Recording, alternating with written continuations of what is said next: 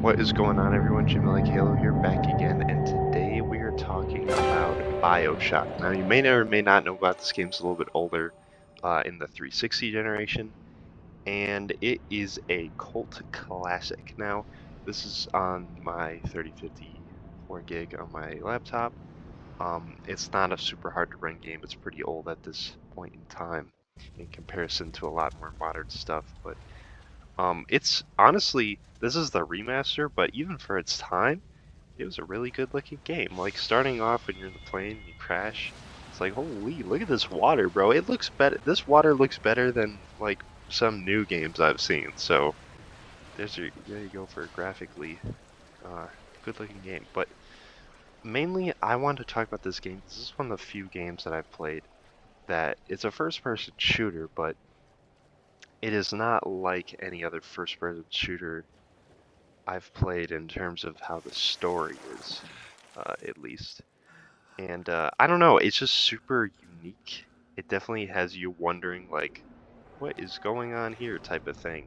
Or, like, why is this like this? And then it has a giant plot twist, and it's like this super secluded area. I mean, you're literally underwater in a city. I mean, that's just cool. So I'm a guy who loves sci-fi stuff.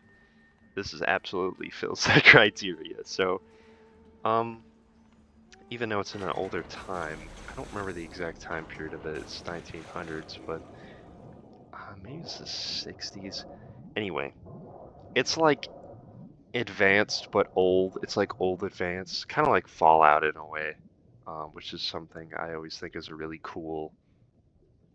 Uh, I don't know if I would say genre, but like style or artistic choice. Definitely could fill that. So here's our little introduction. But basically, yeah, first-person shooter.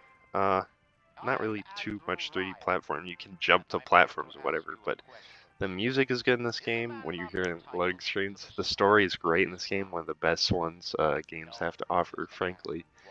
And yeah, I think I first actually played this only a few years ago for the first time, and I'd known about it for a while since I had a 360 and played those games and stuff. But man, did I really didn't expect whatever I expected with this game, and then it spiraled to have the second game and then Infinite, and now they are making a Bioshock 4, but the team who made this game in Infinite, I believe, are making a game called Judas, which we have yet to see again for a while. I think they had 2 trailers, but I don't know. I thought it was gonna come out this year or something, but here we are, still no word on that, but hopefully soon. But anyway, getting off topic, talking about Bioshock as a whole and whatnot. This game really was special for its time. I mean, it's one of the best games I've ever played. It's got to be like top 10 for me. It's genuinely actually that good. So, if you've never heard of it, definitely give it a try. I'm playing this on GOG, actually, Good Old Games. It was free with Amazon Prime, I believe, not too long ago. I own this game on Xbox, but I just have it on here for recording. Definitely a really good way to play the game. There isn't really a bad way to play it. It's Bioshock. It's always going to be good, but yeah, I mean, this is what you're looking at. I mean, if this doesn't interest you alone with the underwater city, like, holy man, it's just so cool. There's a reason I love Metroid and sci-fi first-person shooter, 3D platforming, whatever. Even Metroid doesn't have a super integrated story like this game, but it makes up for that in gameplay things and lore things. And this game has plenty of little, like, audio things with lore like Metroid Prime does.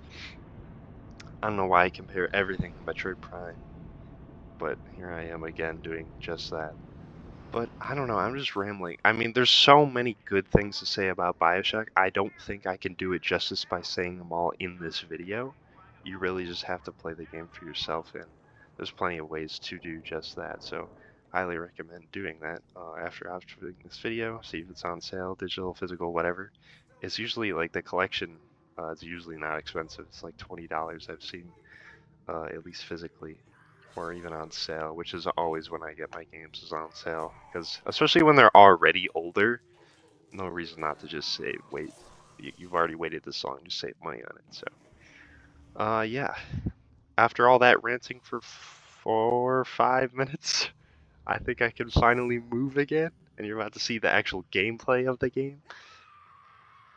which is, like I said, first-person shooter. There's also melee weapons, like typical, and the old wrench. And oh my gosh, I can't believe I forgot the plasmids. I talked the whole time without mentioning a single plasmid. So what those are, basically, you see them on your left hand. They're like these really special, cool abilities. You inject this thing into yourself, and there's like electric one, a fire one.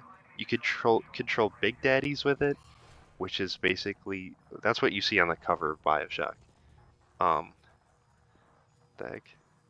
Oh, which is basically a big armored guy in a suit who protects the little sisters, which are the little girls that have what's it called? They have the material in them, Eve, that you can harvest, or you can save them and get less Eve out of it, but you'll get a better ending out of it. So if you save all the little girls, or at least I think most of them, you'll get the good ending, and if you harvest them, you will get the bad ending. Similar to Dishonored, which I gotta make a video on. It's like low chaos, high chaos type of thing. I absolutely love games with that system. So despite all the good stuff I just said about gameplay and story, that adds even more to it.